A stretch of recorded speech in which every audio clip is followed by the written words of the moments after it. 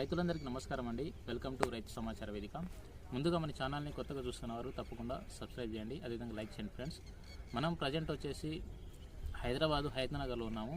ఇక్కడ వచ్చేసి elite seeds R&D and అదేవిధంగా GOT టెస్టింగ్ కానివ్వండి, అంటే మాకు సీడ్ని ఏ విధంగా తయారు చేస్తారు, ఎటువంటి టెస్టులు చేస్తారు, R&D అంటే ఏంటిది, GOT అంటే ఏంటిది, దాని మ్యానుఫ్యాక్చరింగ్ ఏ విధంగా చేస్తారు, అన్ని రకాలుగా ఇక్కడ జరుగుతూ ఉంది ప్రాసెస్.